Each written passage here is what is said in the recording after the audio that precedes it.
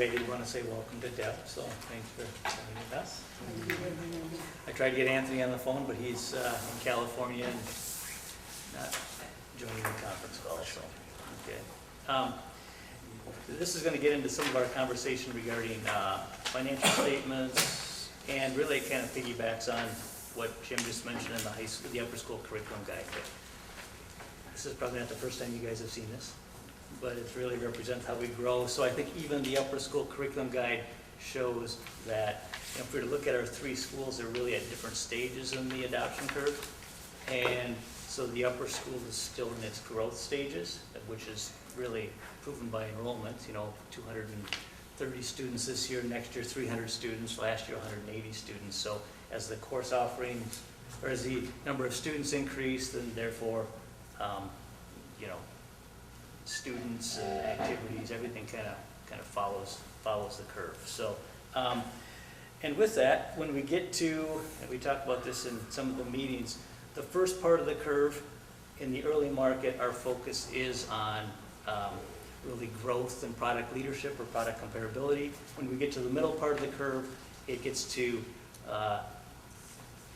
operational efficiency, customer intimacy, and then we get into sustainability. So what we want to do, you know, when we hear the conversations about, you know, business books and what books do you use, and you hear Jim Collins from Good to Great, what we like to use is Built to Last. So we have our culture, we have our mission, we have how we operate, but we have to make sure that we are sustainable. So I had preliminary conversations with Jim and Perry about succession planning, and so succession planning comes in a lot of ways, but I think one of it's in board membership. So we have to make sure that we're sustainable from a board perspective. We don't get great turnout for board elections. Yeah, it's probably typical.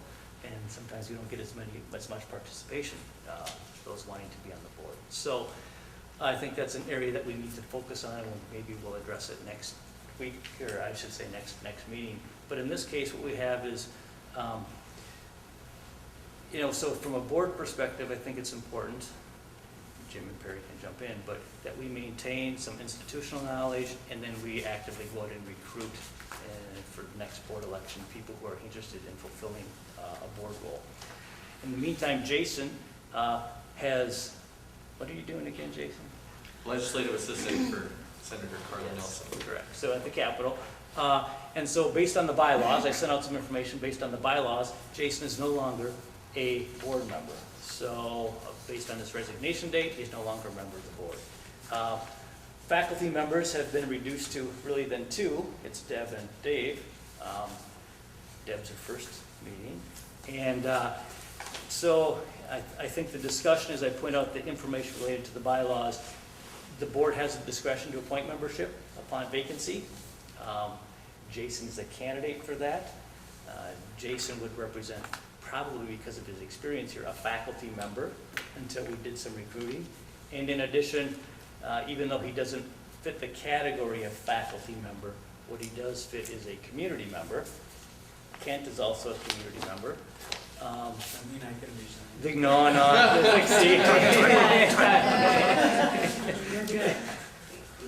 So, but Friends of Education has always recommended that perhaps we should have two community members in case Kent did want to resign, then we wouldn't be out of compliance and we would have another community member. So that's kind of the item for discussion. So why don't you carry on? I'll just pipe in with the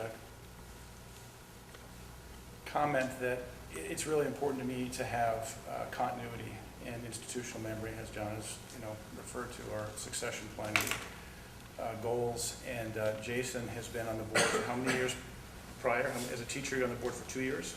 Something like that, I think, one or two, but was always here with the student council rep.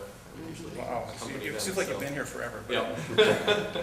But the continuity, I think, is really valuable, especially as we continue to grow in the upper school, and to have your experience as a longtime faculty member in the upper school, I think, is really valuable as that growth curve continues. Any other thoughts, discussions? Well, I certainly agree with you on Jason. I think he'd be valuable for us. My other question is, are we able to appoint a teacher if we need to? Is that what you're saying?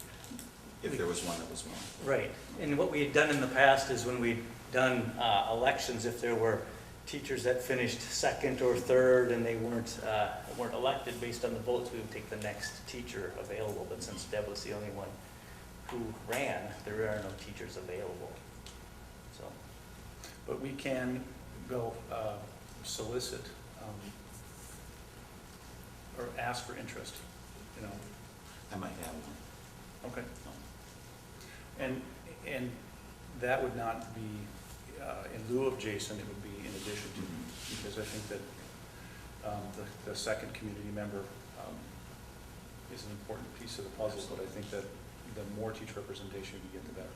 Exactly.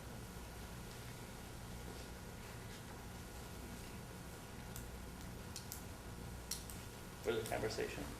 I'm certainly in favor of having two community members, just in case.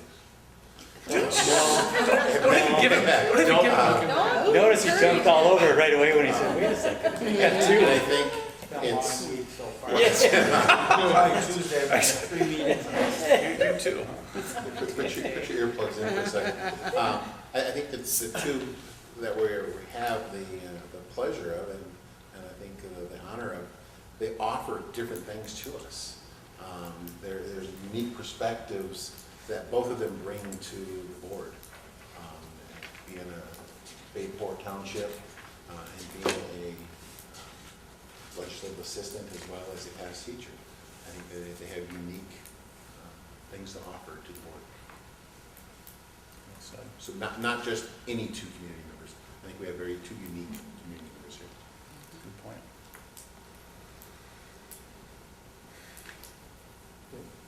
Any further discussion? I guess I would just ask, Jason, do you feel that there's any conflict of interest that would preclude you from participating in the board? I don't, I mean, the state does not directly, certainly I don't work for the Department of Education, I don't work for the charter school area. My senator is the vice chair of education, but I don't see a conflict of interest because she does not directly oversee charter schools or Friends of Education. She certainly is in dealing with the policy, which I think gives us a unique angle as well. There's been some charter school bills. There was a PSEO expansion bill that just came up, and I've been able to give the senator some of our perspective coming directly from this position as a board and as a former teacher, and I think that is very helpful. But certainly when it comes to testifying or those sorts of things, you know, Beth Toplick was in testifying on a charter school bill before. That's not my job. My job is to staff the senator and to prepare her legislation and to help staff the committee. So no, I don't see it as a conflict of interest. Great. There's no direct oversight that I personally would have. Great.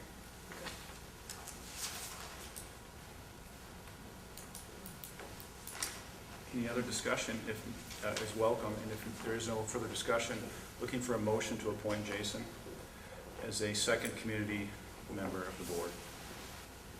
I would so move. I have a second. Second. All in favor? Aye. Opposed? Hotel California. Just when I thought I was out. Thank you, And just Jason. another quick comment, I did look at the law, Perry, and the law states an interested community member who is not employed by the charter school and does not have a child enrolled in school, and the conflict of interest portion also deals with directly having some sort of, you know, by a company that was then being contracted. Yes. Right. So I think with both of those, with the way that the law is currently written, Good. would preclude me from any sort of conflict of interest.